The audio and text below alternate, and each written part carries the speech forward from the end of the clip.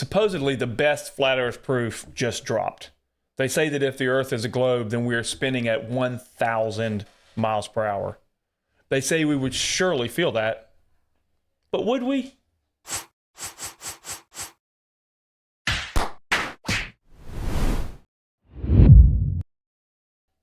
All right, so let's check the math. Let's watch the video and see what he has to say. With a sphere of a 4,000 miles radius being spun round once every 24 hours. Is that a balloon? A little bit of calculations will show that that person there is being spun round at about 1,000 miles an hour. I think he just pointed to the middle of the ocean, but that's okay, we'll keep going.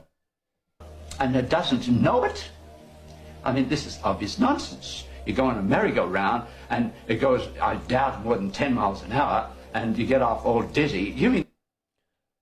I'm pretty sure the merry-go-rounds when I was a kid were going well over 1,000 miles an hour.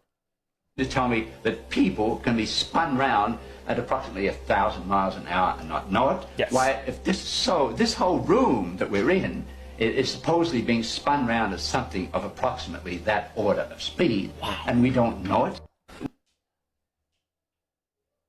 Wow, so that was a lot. All right, so let's check the math. Before we break this down, if you enjoy this type of content and want to learn more about flat earthers and why they're wrong, please subscribe, like the video, and leave me a comment on what you may want to see in the future. So first, a bit about this man in the video. That was Dr. Leo Ferrari. He was a philosophy professor at St. Thomas University, located in New Brunswick, Canada. This clip is from a documentary by, I think it was Bulldog Films, called In Search of the Edge. I think they're still looking. Sadly, he was responsible for teaching our youth. And as a philosophy professor, he definitely knows everything about physics, astronomy, and math, right? Nope. Anyway, let's talk about his one major flaw. You don't measure rotation with linear speed. Well, unless you want to confuse people with outrageous hyperbole. The proper way to describe the rotation of a planet is by defining the number of revolutions or rotations in a specific amount of time. So using proper measurement terminology, Earth is spinning at 1 revolution per day, or 0.0007 RPM. This is half the speed of the hour hand on a clock. So imagine being on one of these, making 1 revolution per day. That would be super fun. All of a sudden, it doesn't seem that fast. Let's talk about why we don't feel it. First, nobody feels speed. It's not possible. However, you can feel acceleration. The Earth's rotation is constant. It does not accelerate. Therefore, you can't feel the speed. You can't feel the rotation. So why aren't we all being flung off into space? Well, thankfully, there's math for that. Here's a screenshot of an excellent video that clearly explains the math. You can see that, there's a lot of calculations, but it's all grounded in fact, proven true formulas.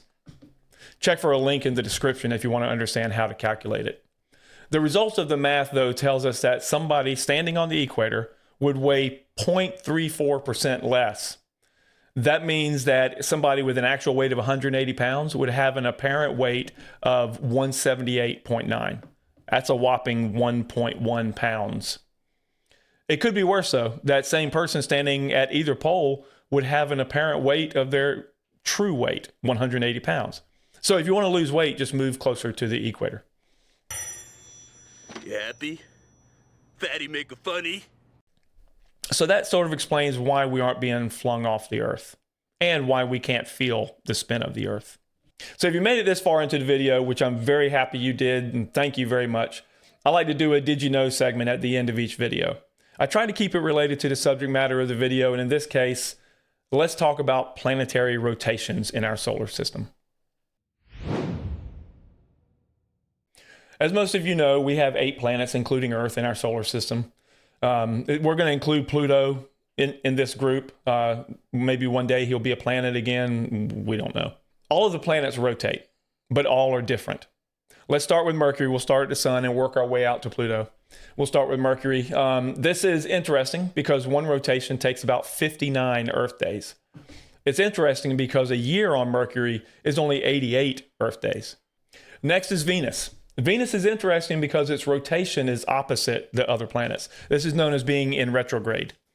Its rotation is 243 Earth days.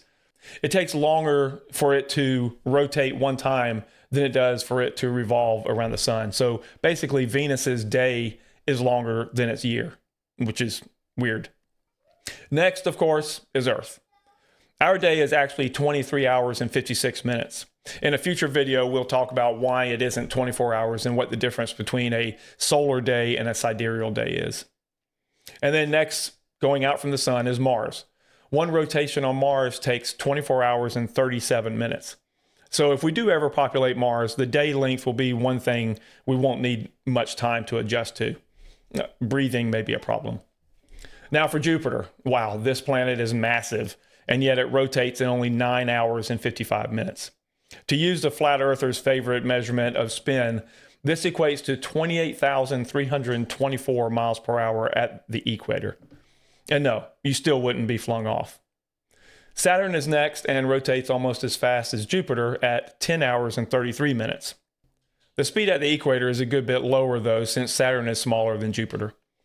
Next is Uranus. Its rotation is 17 hours and 14 minutes. One thing interesting about this rotation is that Uranus is tilted on its side, so it's sort of rolling around its orbit. By the way, I'm skipping all the Uranus or the Uranus jokes this time. Then there is Neptune. Its rotation is 16 hours. And finally, Pluto, the non-planet. With its axial tilt of 57 degrees, it's almost spinning on its side like Uranus, but not quite. Pluto's rotation takes about 6.4 Earth days. So there you have it, a comparison of each planet's rotational speed, including poor little outcast Pluto. So thanks for watching. If you have any comments, please leave them below. If you have any suggestions for future videos, I'm all ears, and we'll tackle anything you can give us. If you disagree with anything I've said, comment below and we'll talk about it. So please, check out this video. It's another good one for Flat Earth. You'll also find moon landing denial videos on my channel. Feel free to take a look at those. And as always, thank you very much.